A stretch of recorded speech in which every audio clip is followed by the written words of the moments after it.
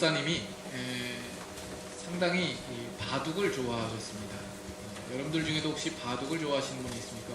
우리 성도님 중에 한 분이 바둑을 좋아하시는데 바둑 둘 친구가 없다고 목사님 한번 성도님들께 광고 좀 한번 내주십시오 이렇게 얘기를 했는데 혹시 있으시면 저한테 말씀하시면 제가 연결해 드리겠습니다.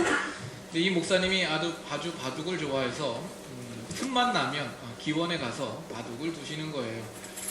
거의 중독 수준에 가까웠습니다. 그래서 주일날 설교하려고 이렇게 강단에 서면 성도들의 머리가 바둑돌로 보이기 시작한 겁니다. 근데 어느 주일날 장로님이 이제 기도를 하시는데 그날따라 장로님의 기도가 무척 긴 거예요. 그러자 이 목사님은 머릿속에 바둑돌이 왔다 갔다 하기 시작하는 거죠.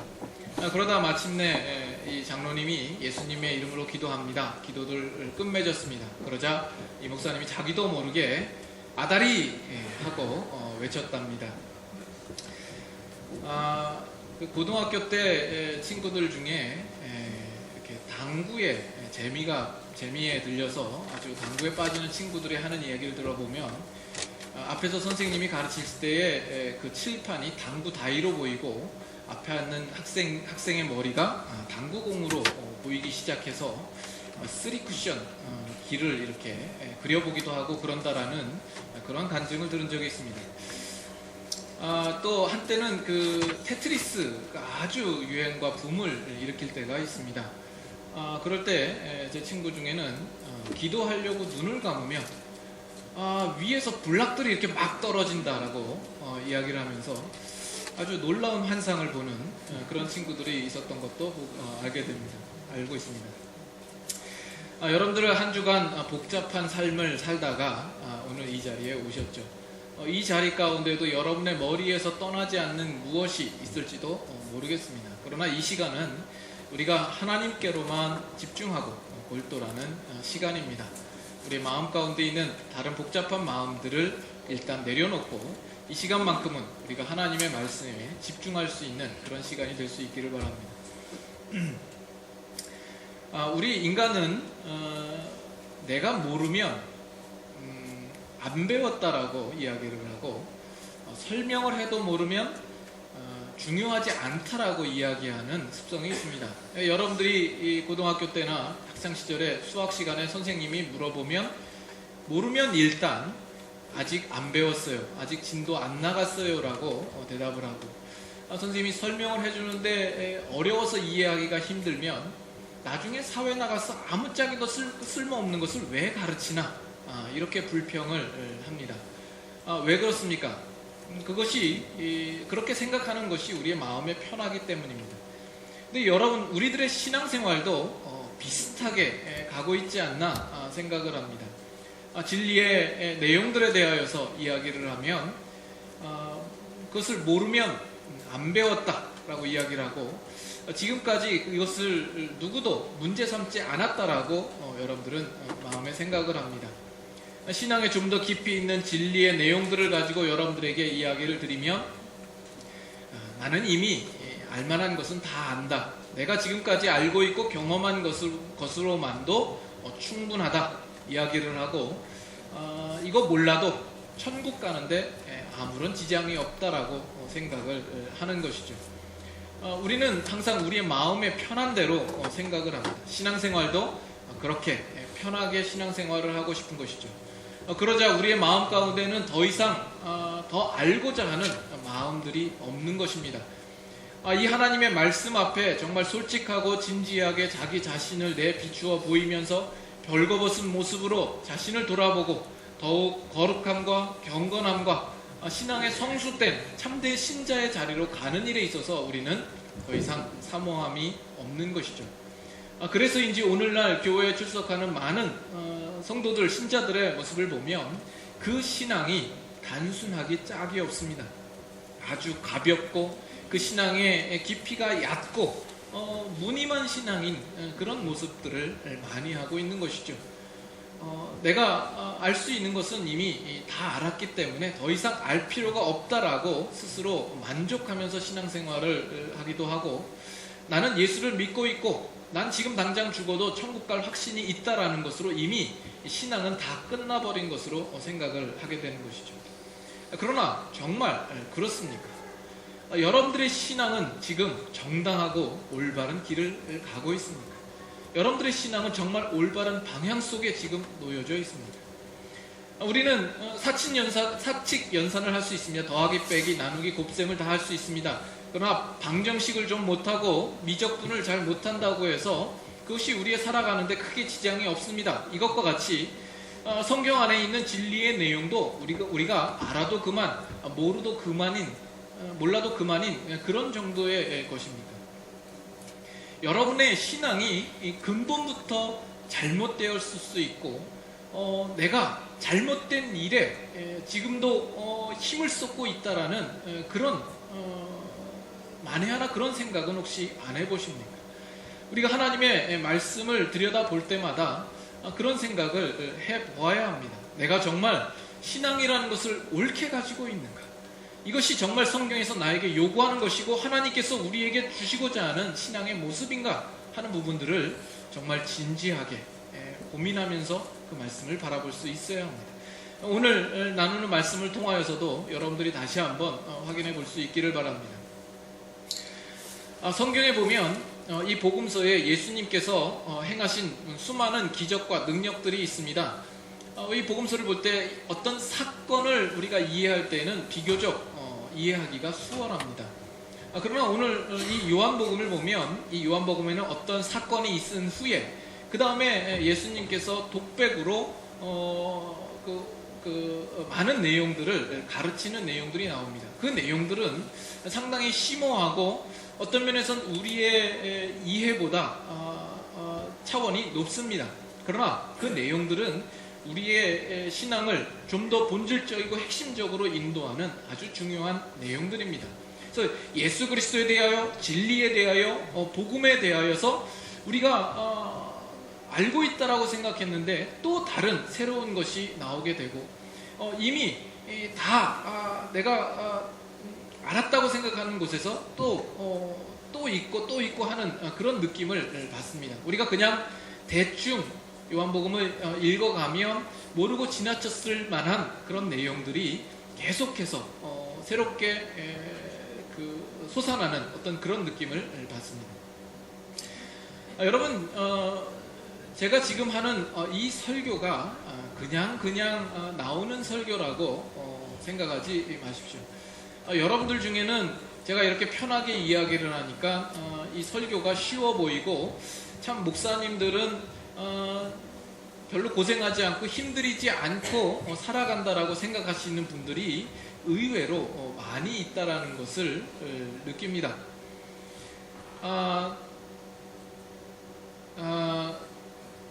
이 설교라는 것이 쉽지가 않습니다. 만약에 제 아이디어나 제 사견을 이야기하는 거라면 좀 쉬울 수 있어요. 그러나 이 자리에서 증거하는 내용들은 하나님의 말씀을 여러분들에게 증거하는 것입니다. 이것은 너무나도 큰 부담입니다. 제가 그저 이 시간에 떠오르는 생각을 전하는 것이 아니라 전달자의 입장에서 하나님께서 전하라고 하시는 그 말씀을 보다 정확하게 올바르게 전해야 할 책임이 저에게는 있는 것이죠. 만약 그것이 올바르게 전해지지 않는다라면 저는 사기꾼이고 거짓 선생이 될 수밖에 없는 것입니다. 그러나 저도 종종 여러분들과 비슷한 생각을 하기도 합니다. 주위에 하나님의 말씀을 잘 증거하는 목사님들을 보면 저도 부럽습니다. 참 저 목사님은 참 실력이 있어서 저렇게 힘들이지 않고도 저런 말씀을 이렇게 전할 수 있나 보다라고 생각을 합니다.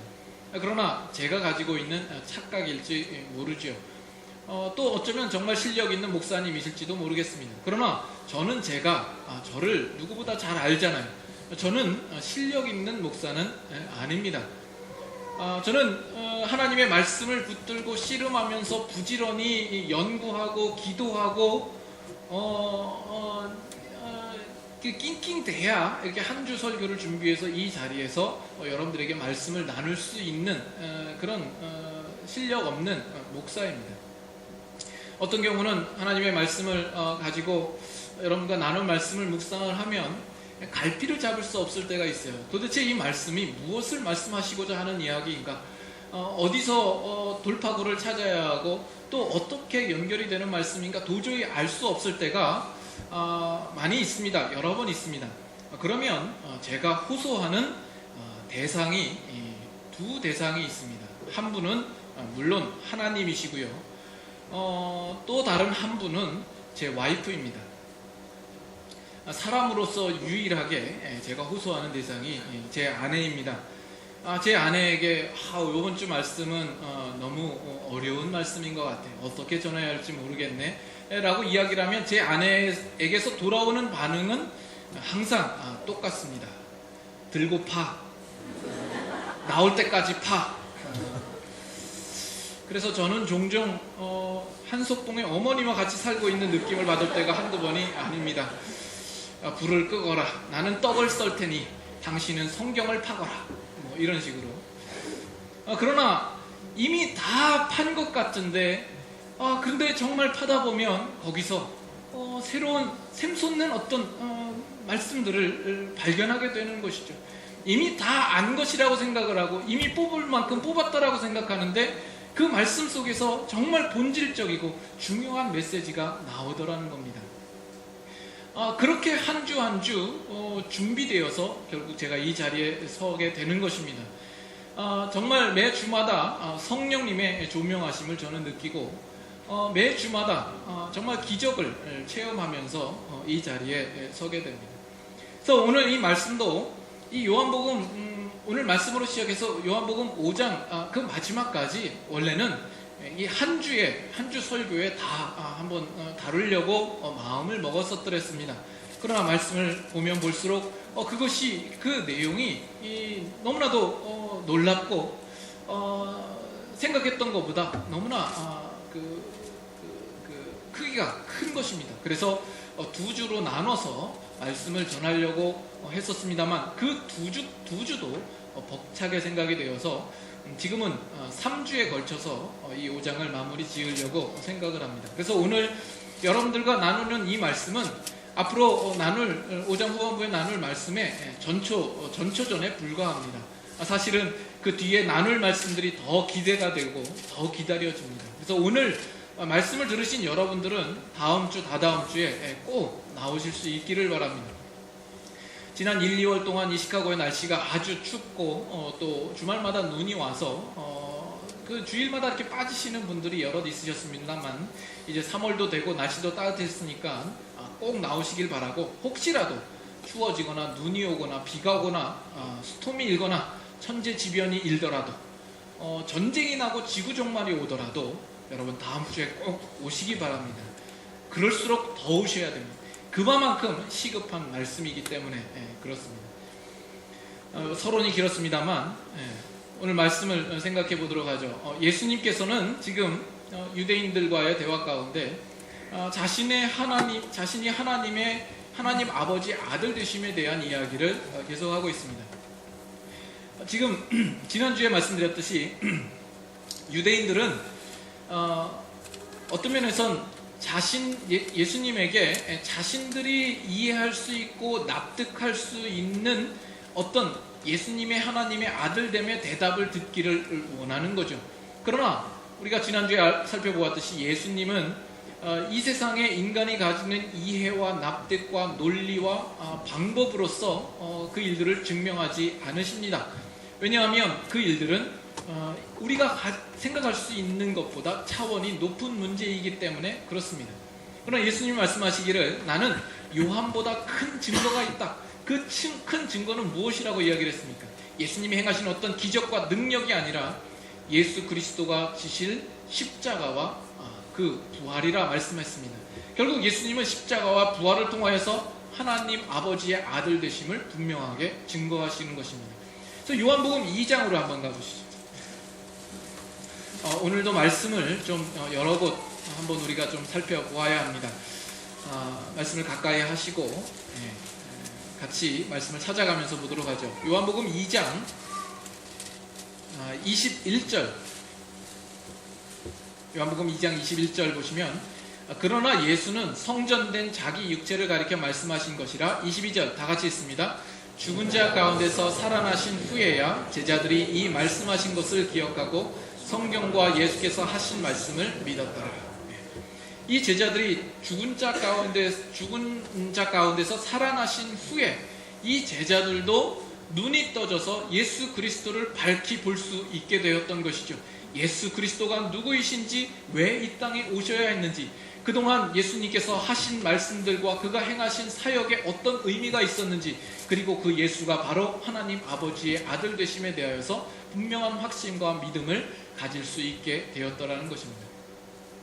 근데 오늘 본문으로 본문을 가시면 오늘은 보다 직접적으로 하나님 아버지께서 이 예수에 대하여서 증언하신다라고 이야기를 합니다. 5장 37절. 또한 나를 보내신 아버지께서 친히 나를 위하여 증언하셨느니라, 이렇게 얘기합니다. 우리 성경에서는 증언하셨느니라고 해서 과거형으로 보이지만 원어를 보면 현재 완료형으로 쓰고 있습니다.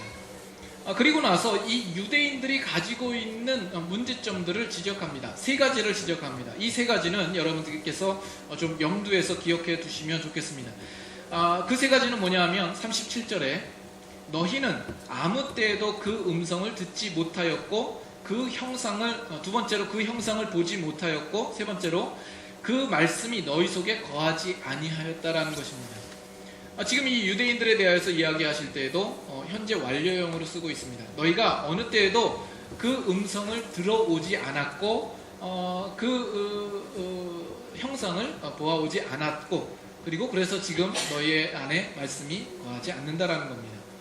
그래서 이것이 현재 완료형으로 쓰였다라는 것은 예수님께서 그 전에, 이 유대인들뿐만 아니라 그 전에 있는 과거 선조들에게 끊임없이 하나님께서는 무언가를 보이셨고 그들에게 말씀으로 들려주셨고 그들에게 말씀을 증거하셨다라는 이야기입니다.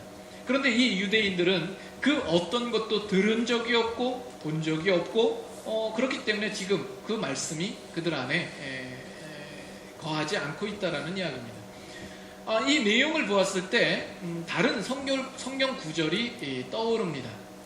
그것은 이사야에 있는 말씀입니다. 이사야 6장으로 한번 가보시죠.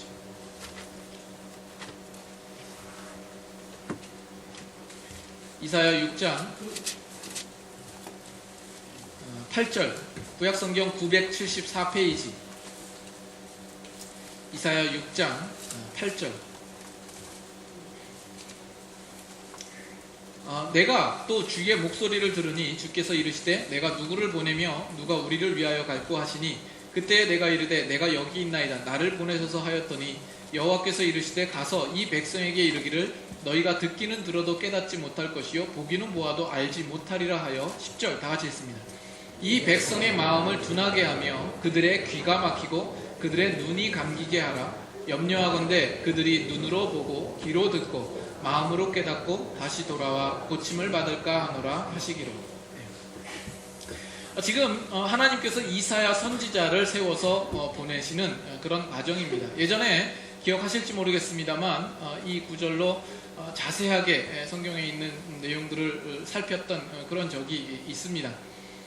그런데 지금 하나님이 이사야 선지자를 이스라엘 백성들에게 보내시면 그 선지자를 통하여서 이스라엘 백성들이 깨닫고 돌아올 것을 이야기하는 것이 아니라 그들이 듣기는 들어도 듣지 못하고 보기는 보아도 알지 못할 것을 이야기를 합니다. 그래서 이사야 선지자에게 주시는 사명이 뭐냐 하면 너는 가서 그들의 마음을 어둡게 하고 그들의 귀가 막히게 하고 그들의 눈을 감기게 하라라는 사명을 주는 겁니다. 이것은 선뜻 들으면 이해가 잘 안 됩니다. 이 부분을 우리가 이해를 잘 할 필요가 있습니다. 이 이야기가 이스라엘 백성들은 원래부터 눈이 떠 있었고 귀가 열려 있었고 마음이 부드러웠는데 이사야에게 가서 그것을 다 감기게 하고 막히게 하라라는 그런 이야기가 아닙니다. 이것은 지금 하나님께서 이사야 선지자를 통하여서 주시는 그 계시와 예언의 내용들에 대하여서 이스라엘 백성들이 가지고 있는 그들의 죄성과 그 완악한 마음에 대한 대비요, 그로 말미암아 그 성격이 나타나는 결과들에 대하여서 이야기하는 것입니다. 그래서 하나님께서 이사야 선지자를 통하여서 하나님의 계시를 분명하게 명확하게 전달한다 할지라도 이스라엘 백성들이 가지고 있는 그들의 죄악된 마음, 완악한 그 마음은 그 계시를 받는 것이 아니라 오히려 자신을 더 완고하게 하고 자신의 문을 더 걸어 잠그고 자신의 마음을 더 굳게 닫아버릴 것이다라는 것이죠. 그래서 그들의 마음이 굳어지게 하는 것은 어떤 면에선 그들에게 하나님의 계시와 예언의 말씀을 더 전하는 것일 겁니다. 그래서 결국 그들의 마음은 닫히게 되는 것이며 하나님께서는 그들의 마음대로 두시겠다라는 이야기입니다. 그래서 이스라엘 백성들이 하나님께서 말씀하셔도 깨닫지 못하고 듣지 못하고 보지 못하는 그것은 하나님에게 책임이 있는 것이 아니라 이스라엘 백성들의 그 완고한 마음으로 인하여서 나타난 그들이 자초한 당연한 결과가 되는 것입니다. 그러자 이사야 선지자가 이야기를 합니다. 하나님, 그럼 이것이 어느 때까지입니까? 11절부터 한번 보시죠. 내가 이르되 주여 어느 때까지니까 하였더니 주께서 대답하시되 성읍들은 황폐하여 주민이 없으며 가옥들에는 사람이 없고 이 토지는 황폐하게 되며 여호와께서 사람을 멀리 옮기셔서 이 땅 가운데 황폐한 곳이 많을 때까지니라. 13절 다같이 한번 읽죠. 그 중에 10분의 1이 아직 남아있을지라도 이것도 황폐하게 될 것이나 밤나무와 상수리 나무가 배임을 당하여도 그 구루터기는 남아있는 것 같이 거룩한 씨가 이 땅에 구루터기가 되리라 하시니라. 예. 어느 때까지입니까? 그 모든 것이 황폐하게 되기까지이다. 그 중에 10분의 1이 남아있을지라도 그것은 다 황폐하게 될 것이다 라는 겁니다. 그러나 거기에 또 반전이 남아있죠. 13절 중간에 보시면 황폐하게 될 것이나 하고 나와있는 내용이 나무가 배임을 당하여도 그 구루터기는 남아있는 것 같이 거룩한 씨가 이 땅에 구루터기가 되리라 하는 겁니다. 나무를 자르면 그 밑둥이 남아있는 것 같이 거룩한 씨가 구루터기로서 남아있을 것을 이야기를 합니다. 이것은 그 황폐함으로 끝날 것이 아니다라는 것이죠. 이스라엘 백성이 패망함으로 끝나는 문제가 아니다라는 이야기입니다. 하나님께서는 아브라함에게 내가 장차 너의 씨로 큰 나라를 이루겠다라는 그 축복의 약속을 기억하시고 잊으시지 않고 계시다라는 이야기입니다. 그렇다면 장차 나타날 그 거룩한 씨, 거룩한 자손은 누구를 가리켜서 이야기를 하는 것일까요? 답을 알고 계시는 거죠? 예수 그리스도를 가리켜서 이야기를 하고 예수 그리스도로 말미암아 나타날 자손들에 대하여서 이야기를 하시고 있는 것입니다.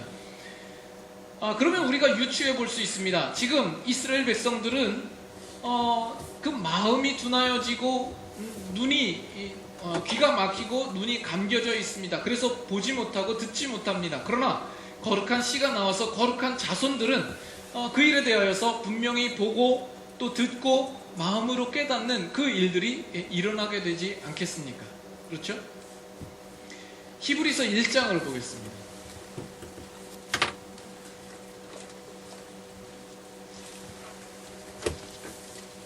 히브리서 1장 1절. 옛적의 선지자들을 통하여 여러 부분과 여러 모양으로 우리 조상들에게 말씀하신 하나님이 2절 다같이 했습니다. 이 모든 날 마지막에는 아들을 통하여 우리에게 말씀하셨으니 이 아들을 만유의 상속자로 세우시고 또 그로 말미암아 모든 세계를 지으셨느니라. 옛적에는 하나님이 선지자들을 통하여서 여러 부분과 여러 모양으로 말씀하셨습니다. 그런데 이제 마지막 때에 아들을 통하여서 말씀하셨다라고 이야기를 합니다. 근데 여기서 아들을 통하여서 말씀하셨다라는 것이 그 전에 선지자들 중에 하나처럼 그 아들을 통하여서 말씀하셨다라고 이해하시면 안 됩니다. 그 선지자들을 통하여서 말씀하셨을 때에는 그저 그때 필요를 따라서 부분을 말씀하셨지만 이제 그 마지막 때에는 그 아들로서 말씀하시는 겁니다. 그 아들을 하나님이 전하시고자 하는 그 말씀으로 그 총체적인 집합체로 이 아들로 이제는 말씀하신다라는 이야기입니다. 그러므로 이 예수 그리스도 안에서 우리는 비로소 하나님이 우리에게 보여주시고자 하는 것들을 온전히 보게 되며, 들려주시고자 하는 것들을 온전히 듣게 되며, 또 우리의 마음으로 하나님의 마음을 분명하게 깨닫게 될 것이다라는 것이죠. 여기에 대하여서 성경적인 근거는 얼마든지 있습니다. 그러나 너무나 광범위하기 때문에 우리가 다 찾아볼 수 없습니다. 우리가 지금 요한복음을 보고 있기 때문에 요한복음 안에서 생각을 해야겠지만, 요한복음 안에서도 다 생각하지 말고, 우리가 지금 보고 있는 요한복음 5장까지 봤습니다만, 이 요한복음 5장 안에서 그 근거를 몇 가지를 찾아보도록 하죠. 요한복음 5장으로 한번 가보겠습니다.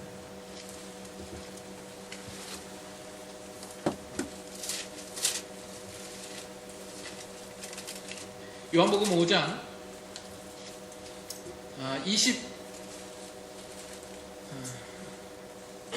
25절, 요한복음 5장 25절 찾으셨으면 한번 다같이 읽겠습니다. 진실로 진실로 너희에게 이르노니 죽은 자들이 하나님의 아들의 음성을 들을 때가 오나니 곧 이때라. 듣는 자는 살아나리라. 하나님의 아들의 음성을 들을 때가 오나니 곧 이때라. 그 어느 때보다도 하나님의 음성을 보다 정확하게 온전하게 들을 수 있을 때가 오는데 곧 이때라는 것입니다. 곧 예수 그리스도께서 오실 그때에 그들은 음성을 분명하게 들을 수 있었다라는 것이죠. 요한복음 1장으로 가셔서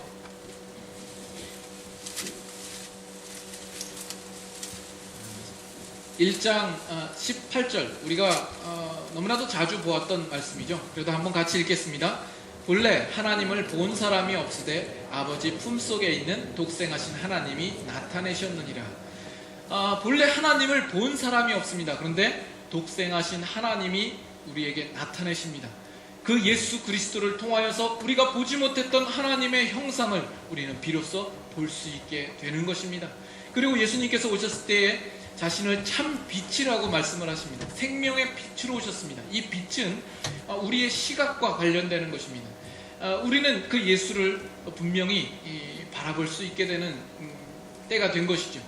그리고 우리가 알듯이 요한복음 1장 1절 말씀이 태초에 말씀이 계시니라. 이 말씀이 하나님과 함께 계셨으니 이 말씀은 곧 하나님이시니라. 그 말씀은 예수 그리스도이죠. 14절 1장 14절 말씀이 육신이 되어 우리 가운데 거하심에 우리가 그의 영광을 보니 아버지의 독생자의 영광이요 은혜와 진리가 충만하니라.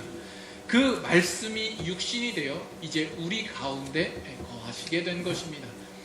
그래서 지금 하나님께서는 그 전부터 꾸준히 자기 백성들에게 보이시려고 하는 것들이 있었고, 들려주시기를 원하는 내용들이 있었고, 말씀으로 깨닫게 하시고자 하는 내용들이 있었습니다. 그러나 이 마지막 때에 하나님께서 보여주시고자 하는 그 전부, 그 들려주시고자 하는 그 모든 내용, 우리에게 깨닫게 하시고자 하는 그 모든 말씀을 예수 그리스도를 통하여서 우리에게 나타내 보이시고 있더라는 이야기입니다. 그러나 지금 유대인들을 보면 오늘 본문에 나타난 유대인들의 문제는 예수님께서 그들 앞에 나타나셔서 그들 앞에 서 계신데도 불구하고 그들은 무감각함으로 예수를 바라보고 있다라는 이야기입니다. 요한복음 5장 38절 다시 한번 보시죠. 요한복음 5장 38절 너희가 성경에서 38절입니다. 그 말씀이 너희 속에 거하지 아니하니 이는 그가 보내신 이를 믿지 아니함이라. 이 이야기는 뭐냐 하면 하나님께서 그 전부터 꾸준히 보이시고 들려주시고 말씀하셨는데 지금 유대인들은 그 아무 때에도 그것을 들은 적도 없고 본 적도 없고 그 말씀이 그들 안에 없기 때문에 예수 그리스도가 와도 그들은 믿을 수 없었다라는 이야기입니다. 역으로 이야기하면 그들이 예수 그리스도를 믿지 않는다라는 것은 그들이 지금까지 하나님께서 주신 일들에 대하여서 그들은 보지도 않았고 듣지도 않았고 그 말씀을 그들의 마음 가운데 새기지도 않았다라는 그 증거를 보여주고 있는 것입니다. 그래서 요약하면 결국 하나님은 그 전부터 보이시고 들리시고 말씀하려 했던 그 모든 것들을 전체로 담아서 예수 그리스도를 통하여서 우리에게 나타나시고 보여주시고 말씀하시고 있는데, 지금 유대인들은 그 예수를 믿지 않는다라는 것은 그 하나님께서 지금까지 행하시는 그 모든 일들에 대하여서 아무런 감각 없이 그들이 받지 않았다라는 것입니다. 그래서 이사야 선지자를 통하여서 이스라엘 백성들의 그 문제, 가지고 있는 죄악된 문제와 그 완악한 마음의 문제를 이 유대인들은 고스란히 지금도 가지고 있다라는 증거가 되는 것입니다. 이 유대인들은 누구보다 하나님의 성경에 대하여서, 말씀에 대해서 열심 있는 자들이고 율법에 대하여서 연구했던 자들입니다. 그러나 하나님께서 전하고자 하는 그 계시의 실체에 대하여서는 전혀 아는 바가 없고 그들의 눈이 열리지 아니하고 그들의 귀가 열리지 않았다라는 이야기입니다. 이것은 아주 일관되게 성경에서 지적하고 있는 내용입니다. 요한복음 12장 한번 보시죠. 요한복음 12장 37절.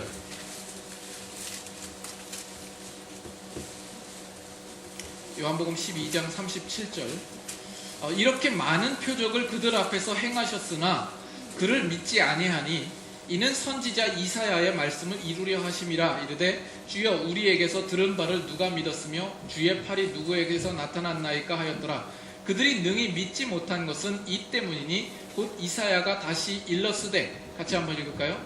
그들의 눈을 멀게 하시고 그들의 마음을 완개하게 하셨으니 이는 그들로 하여금 눈으로 보고 마음으로 깨닫고 돌이켜 내게 고침을 받지 못하게 하려 함이라 하였습니다.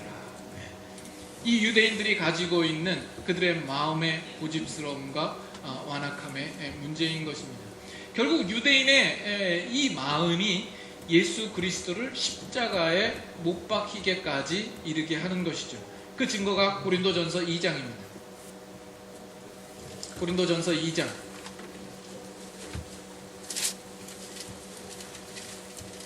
고린도전서 2장 6절. 신약성경 264페이지 2장 6절부터 제가 읽겠습니다. 그러나 우리가 온전한 자들 중에서는 지혜를 말하노니 이는 이 세상의 지혜가 아니요 또 이 세상에서 없어질 통치자들의 지혜도 아니요 오직 은밀한 가운데 있는 하나님의 지혜를 말하는 것으로서 곧 감추어졌던 것인데 하나님이 우리의 영광을 위하여 만세전에 미리 정하신 것이라. 자, 이제 잘 보세요. 이 지혜는 이 세대의 통치자들이 한 사람도 알지 못하였나니 만일 알았더라면 영광의 주를 십자가에 못 박지 아니하였으리라. 기록된 바 하나님이 자기를 사랑하는 자들을 위하여 예비하신 모든 것은 눈으로 보지 못하고 귀로 듣지 못하고 사람의 마음으로 생각하지도 못하였다 함과 같으니라. 유대인들이 예수 그리스도를 십자가에 못 박은 이유는 그들이 하나님께서 예비하신 것들을 눈으로 보지 못하고 귀로도 듣지 못하고 마음으로 깨닫지 못하였기 때문이었다라는 것입니다. 이것이 유대인들이 가지고 있는 총체적인 문제인 겁니다. 단순히 예수님 당시 그 시절에 유대인들 앞에 예수님이 오셨을 때에 예수님을 믿을까 말까, 영접할까 말까, 그 당시의 순간의 선택의 문제가 아니었다라는 이야기입니다. 이것은 유대인들이 그 전부터 가지고 있었던 그들의 완고한 마음과 하나님에 대하여서 들으려고 하지 않는 그들의 마음으로 말미암아서 결국 그것이 예수 그리스도를 믿지 않는 결과를 가져오게 되었더라는 이야기입니다. 여기까지 이해가 되십니까? 한 두세 분이 아주 힘없이 아멘으로 여기까지는 그럴 수 있다고 칩시다. 여러분들이 아직 이 썸머타임에 시차 적응이 좀 안 돼서 그런 것이라 이렇게 생각이 됩니다. 중간중간에 어떤 내용인지 놓치고 지나왔을 수도 있습니다. 그러나 이제부터 우리가 좀 진지하게 우리 스스로를 돌아보면서 한번 생각해 보아야 할 내용이 나옵니다.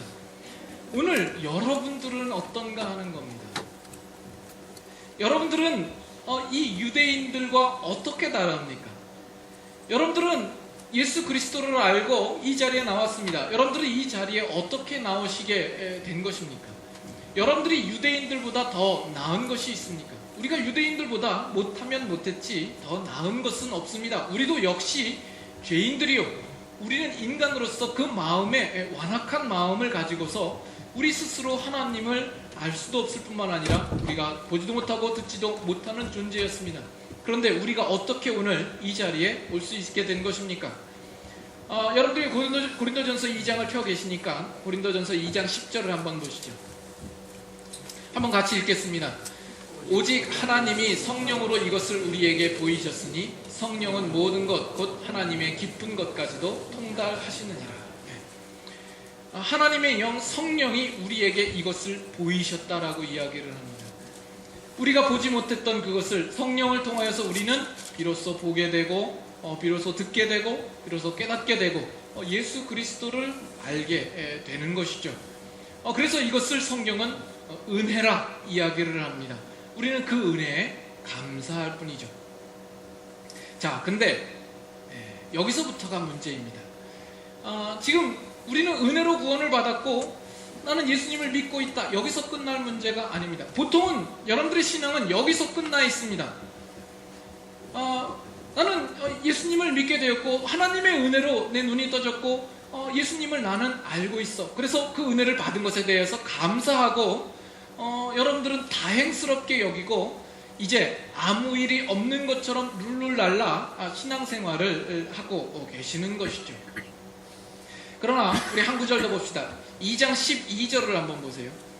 우리가 세상의 영을 받지 아니하고 오직 하나님으로부터 온 영을 받았으니 이는 무엇을 하기 위해서? 우리로 하여금 하나님께서 우리에게 은혜로 주신 것들을 알게 하려 하심이라. 우리에게 은혜로 주신 것들을 알게 하려 하심이라. 결국 하나님께서 우리에게 무엇을 알게 하시고 싶으셨던 걸까요? 그리고 여러분들은 그것을 얼마나 알고 계십니까? 하나님께서 그 이스라엘 백성들뿐만 아니라 우리들을 향하여서도 뭔가 보이시고 싶은 것들이 있었던 거예요. 전하시고 싶은 것들이 있었고 말씀으로 깨닫게 하고 싶으신 것들이 있었던 거예요. 구약 이스라엘 백성들을 향하여서 하나님께서는 선지자들을 보내서 그들을 부분 보이게도 하시고 음성을 들려주시기도 하시고 그들에게 말씀을 주시기도 합니다. 그러나 그 모든 것들은 다 부분들이고 조각들인 거예요. 그러나 이 마지막 때에 우리에게는 예수 그리스도를 통하여서 그 모든 것을 함축하고 담아셔서 우리에게 주시는 겁니다. 그러면 그 예수 그리스도를 알고 그 그리스도를 믿는 우리들은 그 예수 그리스도를 통하여서 분명히 보아야 할 것을 보아야 하고 들어야 할 것을 들어야 하고 정말 우리의 마음 가운데 분명히 깨닫고 우리가 소유해야 할 것은 소유해야 하는 것이 아닙니까? 그러면 여러분들은 그 예수 그리스도를 지금 어떻게 알고 신앙생활을 하고 계시는 겁니까?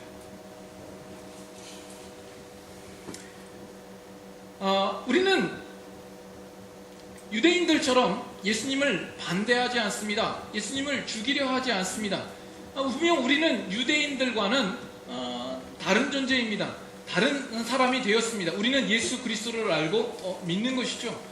그러나 예수 그리스도에 대해서 지금 표현하기를 눈으로 보는 것과 귀로 듣는 것과 마음으로 깨닫는 것으로 표현하는 것은 그만큼 예수 그리스도 안에서 우리가 알 수 있는 내용이 크고 풍성하다라는 것을 이야기하고 있는 것입니다.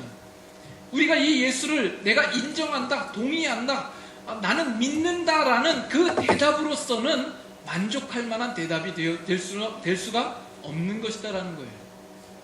요한 1서 1장 보겠습니다. 요한 1서 1장 성경 뒤쪽으로 가셔서 388페이지 요한 1서 1장 1절부터 1절 한번 보겠습니다. 1절 한번 다 같이 읽어보죠. 태초부터 있는 생명의 말씀에 관하여는 우리가 들은 바요 눈으로 본 바요 자세히 보고 우리의 손으로 만진 바라.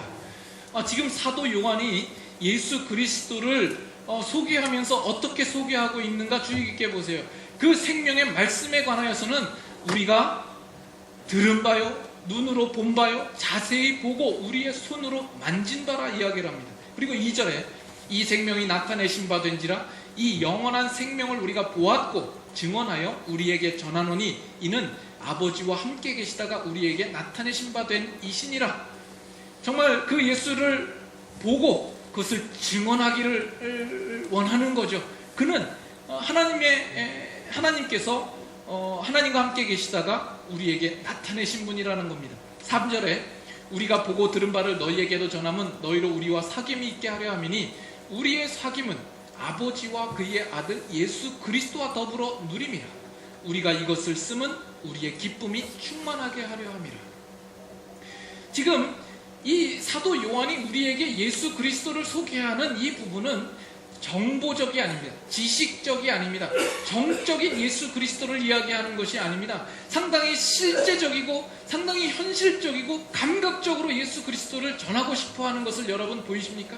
눈으로 보고 듣고 손으로 만진 바라 그 예수 그리스도를 전하고 싶고 그리고 이 하나님과 우리 예수 그리스도와 함께 사귐이 이루어질 수 있는 관계로서 소개를 하고 그로 인하여서 그들 안에 기쁨이 충만한 어떤 그 예수 그리스도를 이야기하고 있는 겁니다.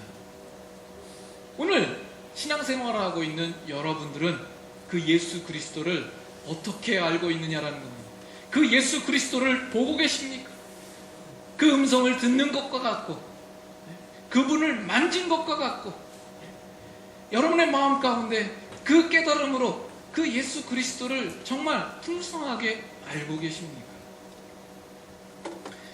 며칠 전에 인터넷을 보다가 보니까 이런 게 있어요. 20년 기술의 압축 그래가지고 사진이 떴습니다. 한번 보여주시죠. 사실 지난 20년이 아니라 60년, 100년의 역사를 기술적으로 압축했다라고도 볼 수 있을 거예요. 여러분들 지금쯤이면 여러분들 중에 거의 모든 분들이 이 스마트폰 하나씩은 다 가지고 있으리라 생각을 합니다.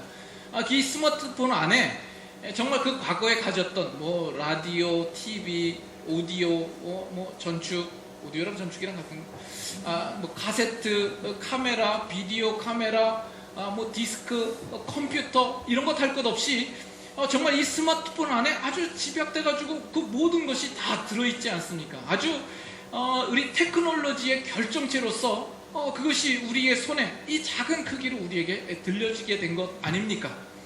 그런데 이 사진 밑에다 댓글을 썼는데 와닿는 댓글이 하나 있어요. 그 사람이 뭐라고 그러냐면 지금 내 손에는 아이폰이 들려있는데 이것은 지난 과거에 나사, 미 우주 항공국이 달나라에 갈 때 쓰던 그 컴퓨터보다 수백 배 성능이 뛰어나지만 나는 지금 앉아서 앵그리버드를 쏘고 있다. 아주 한심한 거죠.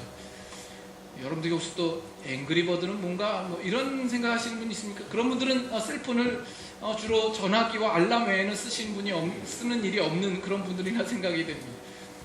한심하죠. 우리가 예수 그리스도를 아는 것을 그 정도로 알고 있는 것 아닙니까? 여러분 상상해 보세요. 지금 하나님께서 그 수천 년의 구약 역사를 통하여서 여러 선지자들을 보내시면서까지 그들에게 보이시고 싶어 하시는 것이 있었던 거예요. 들려주시고 그들에게 말씀하시는 거예요. 때로는 그 선지자를 보내시기도 하고 어떤 사건을 통하여서 그들에게 보여주시기도 하고 어떤 한 나라의 흥망성쇠를 통하여서 하나님께서 전하시고자 하는 내용들을 전해주시는데 이 마지막 때에 그 예수 그리스도 안에 그 모든 전하시고자 하는 내용들을 함축해서 우리에게 그 결정체로서 그 실체로서 우리에게 보여주시고 있는 거예요. 그런데 오늘날 예수 그리스도를 믿고 있는 우리들은 그 예수 그리스도를 그저 우리의 삶의 편한 생활 수단으로서만 예수 그리스도를 생각하고 있다는 점이죠. 우리는 그 예수 그리스도를 어떻게 알고 있습니까? 지금 예수님이 유대인들을 향한 지적이 너희는 아무 때에도 듣지도 못하고 보지도 못했고 말씀이 너희 안에 거하지 않고 있다. 그래서 나를 믿지 않는다라고 이야기를 합니다. 그러면 여러분들은 예수 그리스도를 믿고 있는 분들이죠. 그러면 유대인들과는 달리 여러분들은 보는 것이 있어야 되고 듣는 것이 있어야 되고 여러분들이 마음 가운데 거하는 무슨 말씀이 있어야 되는 것 아닙니까? 여러분들이 정말 예수 그리스도를 믿으신다면 이제 증명해 보십시오. 어떻게 증명하시겠습니까? 오늘날 우리가 신앙생활을 한다고는 하는데 정말 우리 예수님 믿는 삶이 너무나 심심해요. 너무나 무덤덤해요. 가난해요. 여전히 고달파요. 예수 믿는 것이 하나도 힘이 되지 않아요. 그것이 능력으로 다가오지 않아요.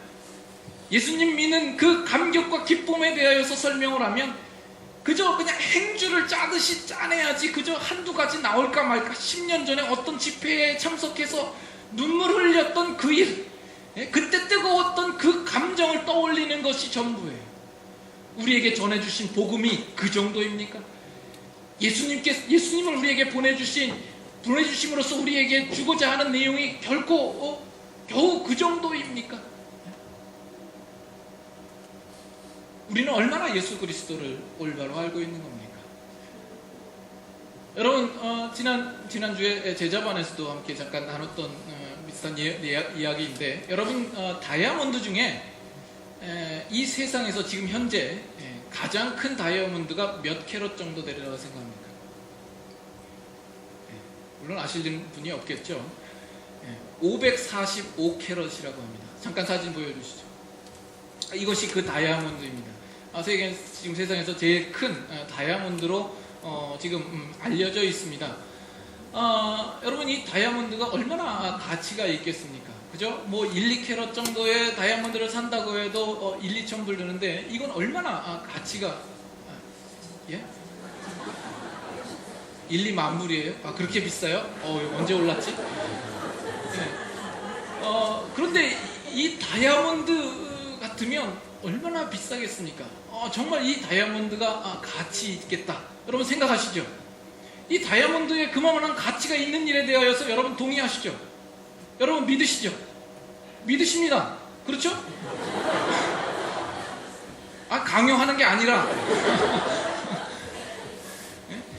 이거 누구도 의심하지 않을 거예요. 여러분들 이 다이아몬드가 어디에다 내놔도 정말 몇백억 달러에 달하는 그런 다이아몬드 정도는 가치가 있겠다라는 것을 누구나 다 이해하고 납득을 합니다.